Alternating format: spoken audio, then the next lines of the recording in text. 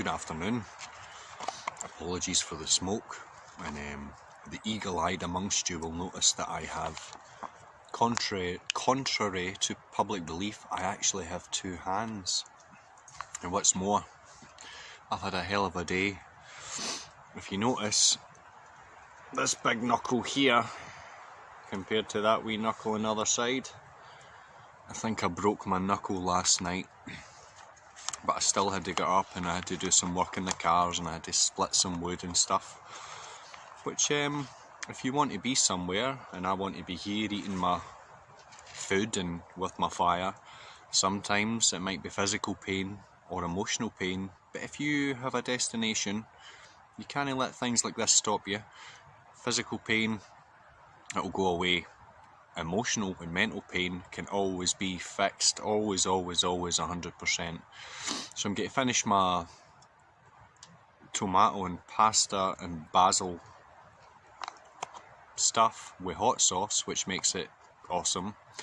And then we'll get to talk about have you been conned, and its relation to the whole, or my opinions on the whole COVID-19 crock. So we'll be back shortly.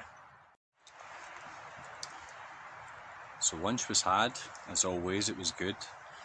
And I know what you're thinking. You're thinking, John, that only had 11 grams of protein. But I had a protein bar, so that put it up another 11. But back to the point of the video. Let's get ready to roll. Nice wee lavender tea. Have you been conned? Now today is the day where I think the leaders of the government, your Sturgeons and your Johnsons and whomever else, are coming together to decide about a second lockdown. Now, again, these are my opinions. I don't want to influence you. I just want you to observe what I'm saying and forget about it. And if it changes the way you see things, then great. If not, great. But initially, I'd like to speak about the PCR test, all these cases that they're speaking about. Now, the PCR test is a very flawed test and it was never designed for viruses. Now, for the past couple of days, my wee cat, my wee Loki, has been unwell. So I've been on various veterinary websites, trying to see if I could get to the bottom of it. And it caught me by surprise when I stumbled across this. I've got a wee bit I want to read out, and it was on vet.cornell.edu, which is an educational establishment. And I came across something called FIV, feline immunodeficiency virus.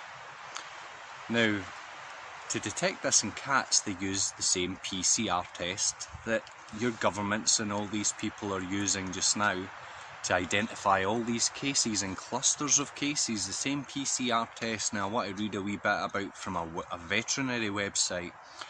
It says, although PCR testing methods offer promise, these techniques result in relatively high numbers of false positives and false negative results, so they are not routinely recommended. Now, if that's for cats, but they're rolling this out for human beings, it strikes me as a bit odd that they have so much faith in this PCR test.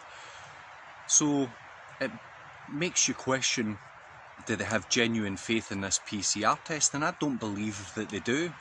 I believe it's a very convenient thing that demoralised people, idiots, ignorant people, people too lazy to do a bit of research will buy. It sounds very complicated. Oh, PCR test, that sounds very advanced. I could never possibly understand that. I'll leave it to the government to tell me that this is the right test for me. Now, you and I and everyone who's got any grey matter between the ears knows the government lie. Let's go weapons of mass destruction. The media's lies, constant bullshit, propaganda spin, newspapers, the Star, the Record, the Sun, the Telegraph, the Guardian, they're all owned by the exact same company. Edinburgh Live, Bristol Live, all these live internet news people, they're all owned by the same people that print the newspapers. It's all a demoralisation. Let's pump in fear, fear, fear, fear. And if I can get you scared, you're going to do whatever I say. The logic is that if the government can make you scared, you'll do whatever they say. Now, why would they want everyone locked down? Now, if you're aware of Europe and the world in a whole, you don't need to know the ins and outs of every political debate, every protest, every march, every dispute that someone has with a political agenda. But before the COVID-19, which sounds very cool and quirky and catchy, you had the yellow vests in France, you had all sorts of shenanigans going on all around the world. In the UK there was riots and protests, or not so much riots, but protests. In America you had the protests and things between the Democrats and the Republicans. So what's a great way to squash any sort of political debate or any gathering of people or any gathering of mass amounts of people that are saying something contrary to the government? Lockdown. Lock them in their house with their phone in their hands, with their Daily Star, in their news, their BBC, their CNN, their MSNBC, filling their heads with utter shit, in my opinion. Now back to this PCR test. I've said for day one, COVID-19 is nothing new under the sun. It's the same as the seasonal flu. The same people who are going to fall foul to COVID-19 are the same people that's going to fall foul to a cold or a flu. These people are fat. They don't have any responsibility for their own bodies. They've been heavy smokers, heavy drinkers, heavy drug users, pharmaceutical abusers, people who don't exercise, people who take fuck all responsibility for their own body. And now they're proposing that you and I, people who may consider what we put in our bodies food-wise, we may exercise, we may come into a natural environment, we are being locked up again for the second time. So is it not wicked and evil that healthy people are being locked in their homes to protect the unhealthy? And 99% of the time, these people with heart problems, breathing problems, they brought it all on themselves, but we've got to suffer. I don't buy that. And again, it's squashing any political argument. You look at the peaceful protest in London last weekend, you had your boys in blue with their nice wee gender neutral caps running full pelt at these protesters to get their PA system. Now, when there was Black Lives Matter protests, there was never any police involvement, and these were let to go ahead. When there's people protesting about rape gangs and paedophilia and the BBC and all this crap, there's always police involvement in the things that you would want to get dealt with. But the things like Black Lives Matter, which was Black Lives Matter, the idea of Black Lives Matter is great. Black people matter, white people matter, Japanese people matter, everybody matters, all lives matter. But the organisation Black Lives Matter was founded by Marxist trained radical lesbians, and I have no problem with lesbians, but radical lesbians. They want to destroy the family unit. They hate the idea of the nuclear family. They hate the idea of the man being the leader of the household. They hate the police. They hate capitalism. They are hateful people. And all it is how do you beat people? You divide them and conquer. Arguments about, does this mask work? Does it not work? Will the vaccine work? Well, it won't work. Divide. Will we have independence or we won't have independence? Will we have Brexit or we won't have Brexit? Divide and conquer. People need to look at the common similarities amongst all people. Whether you're in Iraq, I want the same as that guy. He just wants peace, the ability and the dignity to work, feed his family, take care of himself and be left in peace. Same as a guy in blinking Mongolia. He wants to be left in peace. He wants to take care of his family. This is all being destroyed because the government wants you to depend on them. It doesn't want strong leaders in households. And a lot of people have said it, I'm not the first to say this, but I often see people will point out it's the destruction of masculinity, it's the breaking down of the family unit, and they're not wrong. You look at the past 10 years or so in the schools where they've got wee boys thinking they're girls. There's a girl in my 11-year-old's class who now thinks she's a boy, and everybody's okay with that. That kid's fucked later in life.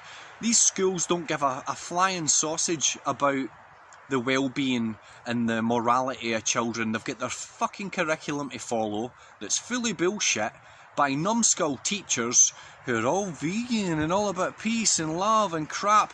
Where's their chat about moral character, courage, dignity? You see girls going to school, arse cheeks hanging out, dressed like sluts, and they wonder why boys objectify them and why other girls ridicule them. Well, what the fuck do you expect? And I know my language is a bit coarse today, but I'm on one. But you look at the family unit, and when I was a boy, there was 1 or 2 kids in the class that's mum and dads had perhaps separated, and sometimes these things happen. But now, my son, my 11-year-old, comes to me and said, "Dad, there's a lot of kids in my class that don't have mums or dads." And I'll correct him and say they all have a mum and a dad, but they don't have a father and a mother. There's a big difference. Any idiot can be a mum and a dad.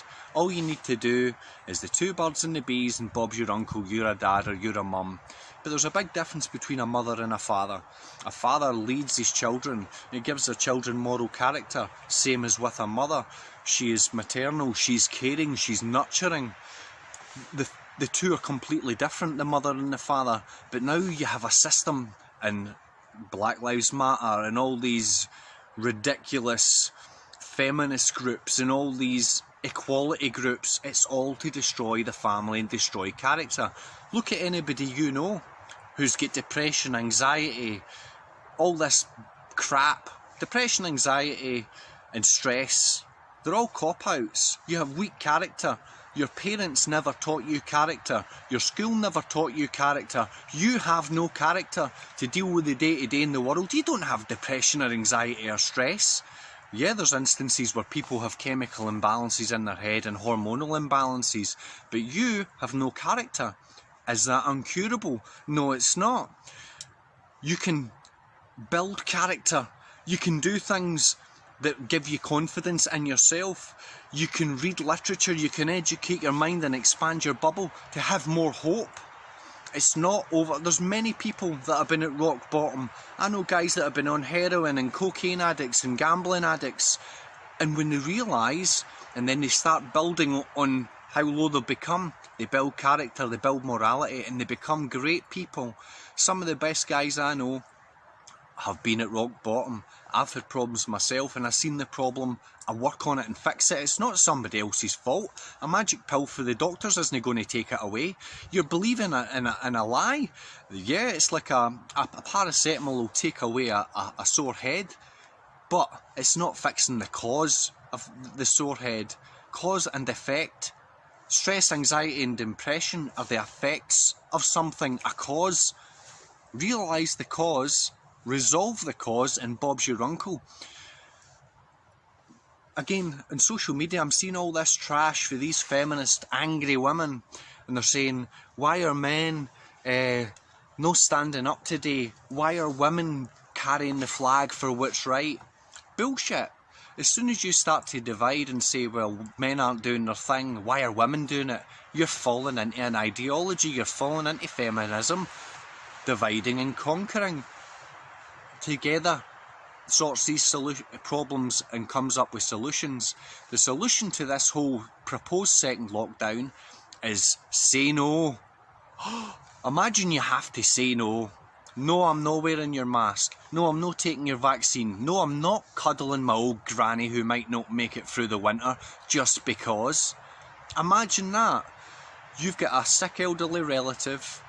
They might not get through the winter just because of age or illnesses or a flu or a cold or something, or they could get hit by a bus. but you're going to stay 2 metres apart from them, and in their potential last days you're not going to give them a hug or a kiss, then shame on you, because you're a fucking coward. You have zero moral character. If they're fitting well and you're fitting well, there's no enough virus to pass on to them, this bubonic plague COVID-19. It's all a scam, and you buy it because you're stupid, you're ignorant, and you're the 99%. 99% meaning 99% of most people are dumb. If they do lock us down, no is the answer. Don't go with the flow. That's why we're in this mess in the first place. And like I said in my last video, it was only 80 years that people that look like you and I were putting innocent people, men, women and children, into gas chambers and killing them just because you couldn't say no, or not enough people were saying no. Did you think all these evil people just disappeared? Evil is a nature. You're either influenced by good or you're influenced by evil. Look at the decline in moral teachings and religious teachings in the school. Look at the rise of immorality and evil behaviour. What evil behaviour? Let's take abortions for example. Is it evil? Yes, it's evil. It's almost satanic. Picture this. Man and woman decide they're going to have sex. They end up making a baby. This is a mum and a dad. They have no desire for the responsibility, the biggest gig you're ever going to have, the most fulfilling thing you're ever going to do in your life, more than money, career, titles. You're going to raise a child to become a person, hopefully to better society. But what this mum and dad decide is, this baby in the tummy, they are going to kill this potential life, this baby. If that doesn't scream evil to you, and it's commonly accepted, save lives, save the NHS. Where's the NHS's interest in saving lives when last year in Scotland they aborted 1,300 healthy babies? You have been conned. The government doesn't like you. You're there for labour and tax, so they don't need to. They want your abortions for the stem cells so they can put in these wonder drugs and things so they can make heaps of dosh off of you and your degeneracy. Moral standing. Put your morality in something. A real man has his faith in God. A coward is too afraid. A coward is afraid of what other people think, what they think about how you appear, how you dress, the car you drive, the money in your bank. They're not interested in what you think of their character, because you have no conversation, because you are an idiot, you are degenerate and you're incompetent. Once you accept that you are this base level human being, you can start doing something about it. Do something about it now, because it's only going to get worse. I'm prepared. I can look after myself. I don't need heaps of money coming in. I don't need the government. I can have a fulfilled life without the government telling me what to do. I'm big enough and man enough to take the consequence of me deciding what's best for my family, because I'm the head of my family. I'm the head of my missus. I'm the head of my 2 sons, and anybody that comes into my home, I'm the head, and I take full responsibility for anything that happens to them. Why? Because that's the right way. God and man, man over woman, women over children. If you don't like that, it's probably because it convicts you. You've broke that. You think you know better than thousands of years of religious traditions that worked up until we started pulling it all apart. We started destroying religion. We start destroying family. We start destroying communities. We have neighbours fighting with neighbours. People that were once friends fighting with one another. Why? Because when you're angry and you're emotional, you're easy to manipulate. It's so black and white. Do some research. Excuse me.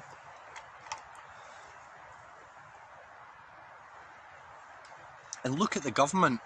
Look at the people peddling all the crap with regard to the coronavirus. Can these people be really trusted? Use your judgment.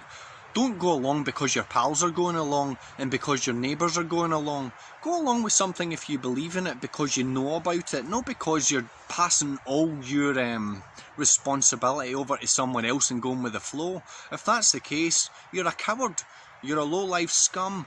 And I can't stress hard enough the amount of people that I know that have been sending me messages over the past couple of weeks for making these videos. It's maybe into the dozens or a couple of dozen.